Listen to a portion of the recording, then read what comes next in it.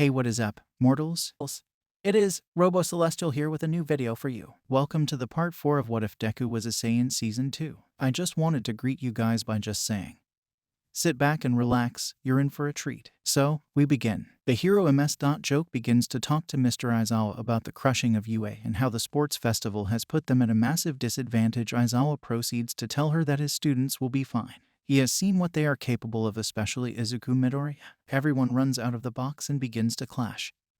So most of the students at UA had stayed together, but Bakugo, Kirishima, Kaminari, and Todoroki had gone off by themselves. The class stays together in an odd formation. Izuku stays in the front. In a matter of seconds, dozens of balls fly at them but are quickly dealt with by Izuku and a Kai blast. The enemy schools were not surprised. They had thought this would happen. That was just a distraction. From under them, a tornado flings everyone away besides Izuku. A barrage of balls flies towards him, everyone confident that he couldn't destroy them all, but then Izuku expands his aura and makes the balls go back towards them. He had hit every single person there, but this didn't count for his score since they weren't thrown by him. Izuku goes off to look for others and stumbles across Uraraka. He lets his guard down. Uraraka tries to take him out, but before she knows it, she was knocked out by Izuku and she transformed back into Toga. He doesn't notice this though. He was too distracted by the girl being naked.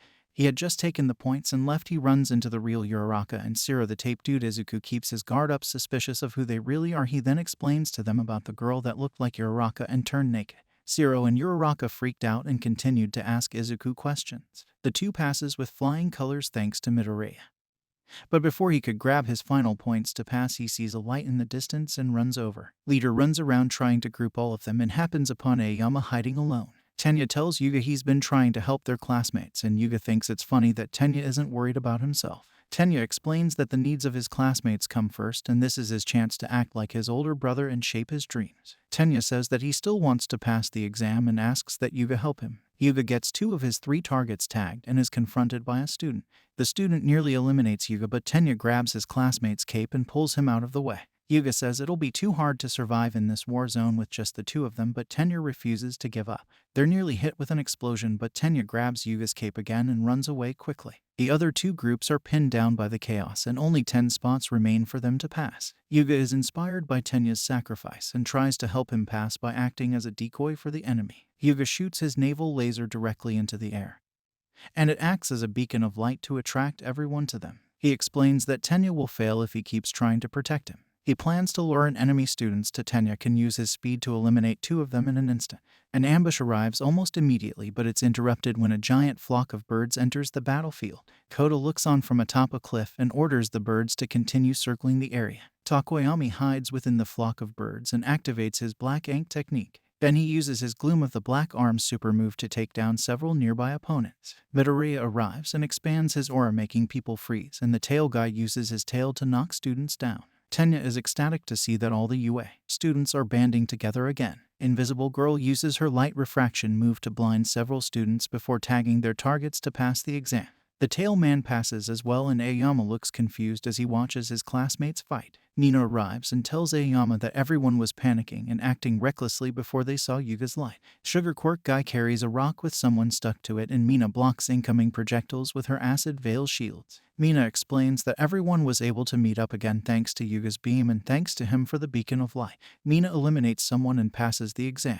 Midoriya dashes around knocking people out and passes as well. Takoyami, Koji, and Sugar Guy follow suit. Tenya and Yuga run to find 2 more targets, and Tenya tells the latter that it's thanks to him that everyone in Class 1 passed. They eliminate 2 more people and fill up the final 2 spots to pass the exam. Midoriya and the others watching from the waiting area are excited to learn that everyone from UA passed the first phase. Everyone who passes the exam meets in the waiting room. The announcer draws their attention to a monitor that shows the entire arena is turned into a disaster zone. He announces the second and final phase will involve conducting rescue operations. 10 minutes after the final phase of the licensing exam begins, most of the students appear to be doing well thanks to their training. The announcer comments that the test will include more adversity, alluding to the No. 10 hero and his gang preparing to enter the arena. Midoriya and the others were doing fine, Izuku especially. He had saved 10 people in the last 10 minutes when he had spotted someone. We would dash over and say, "It's fine now because I am here. You no longer have to fear the inevitable. I can take you to safety." Once he had lifted rubble or had picked the person up, he would hold them in his arms like a child with a pleasant aura. Some one of them had fallen asleep by the time Izuku got to the safe zone. Gang Orca and his men interrupt rescue operations and abruptly bursts into the arena using a large explosion. The students taking the exam are tasked with juggling rescue operations alongside suppressing the villain's presence. Gang Orca is curious how the students will handle this dire situation. Makeshift villains appear right next to the first aid station and threaten to destroy it. Many of the students notice the invasion right away and rush to protect and evacuate the first aid station because it's the cornerstone of the rescue mission. Right as the explosion happens, Izuku turns and dashes towards, appearing in front of Gang Orca and punching him in the gut, sending him flying. The makeshift villains try to shoot Izuku with the sticky balls that their guns shoot. Izuku walks through these with ease and knocks most of them unconscious. Everyone can hear the shockwaves of his dashes and strikes. The sight of Izuku doing this himself makes most of the students watch in awe, as if he was the #1 hero and they were helpless. Shoto arrives and sees Izuku dealing with them and leaves him be, knowing his abilities. The wind guy tries to help but instead is sent flying by Izuku's shockwaves, making it so the rest of the event of this final stage never happens. Shoto passes because he had gone off to save more people instead of being distracted with Gang Orca. The battle and the exam both come to an abrupt end. Yokimaru explains that the students were judged by proctors from the Hero Safety Commission as well as the HUC employees. They were graded based on how few mistakes they made. He instructs the participants to change and recover before the final results are revealed. The names of the students who passed are put up on a board showing that everyone in the class passed except Deku for his behavior against the citizen.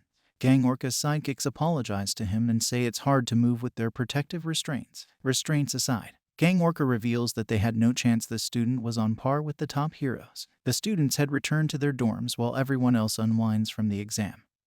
Katsuki walks past Izuku and calls him out. He tells Izuku to meet him out front later so they can have a talk about his quirk. They both leave the dorms in the middle of the night. Izuku is concerned about being out past their curfew, but Katsuki ignores him and leads them to Ground Beta. Katsuki mulls over their childhood together, remembering when Izuku used to be amazed over Bakugo's quirk. Bakugo reminds Izuku that Ground Beta is the same place where Izuku defeated him during the battle at the beginning of the year. Bakugo tells Midoriya how he feels about him. He was always annoyed at Deku for being quirkless, and week after their first battle he realized that's not the case anymore. He couldn't believe what Izuku had become. He had gotten strong and strong. Throughout the whole year he didn't understand why he has gotten stronger ever since All Might appeared. It's gotten to the point where Izuku passed the licensing exam and Bakugan didn't. Izuku tries to explain it's not a matter of skill, but Bakugo cuts him off and tells him to listen. Katsuki admits that the Kamino incident helped him understand. Izuku knows what's coming. Katsuki asks him if he got his quirk from All Might. He made the connection that All For One and All Might know each other and both have the ability to pass on their quirks. Izuku changed after he met All Might. Katsuki already asked All Might about it, but he didn't answer, and so Katsuki now asks Izuku. Izuku tells him no, this power is his own, and wonders how he had connected that he had one for all passed down to him if their quirks are completely different. He replies that they both wanted to be like All Might, but Izuku is the one who got acknowledged by him. Frustrated, Katsuki tells Izuku they need to fight right here, right now. Izuku keeps trying to explain that he doesn't have All Might's quirk, but Bakugo doesn't listen. Izuku tells Kaken it's a bad idea to fight because they're already breaking the rules and says they should fight during a training class. Katsuki ignores Izuku's pleas and states that if they fought during a training session, the teachers would keep them from going all out, and foes in to say that he wants to see for himself why All Might had chosen Izuku. Katsuki stretches his arms to prepare and warns Deku to put his guard up or else he might get hurt. He disregards this after remembering that Deku fights like Kirishima now. Izuku's Saiyan blood kicks in and gets into a fighting stance. With a smile, he was excited to see what Bakugo could do. Izuku is met with Katsuki blasting himself into striking range. Who will win this clash of titans? Bakugo is rushing in with blind rage, but Izuku seems calm and collected. Find out next time on What If Deku Was a Saiyan. Thank you all for sticking around, and I hope that you enjoyed. Before you leave, we would just like to let you know that We The Celestials has many other channels for your entertainment and viewing purposes. All the information you'll need is right below here in the description, so feel free to check out all the other incredible projects our team creates. Secondly, on behalf of We The Celestials, I'd like to thank everyone involved in the production of today's awesome content. Their details will be in the description below. That's all for today's video. So goodbye and have a divine day.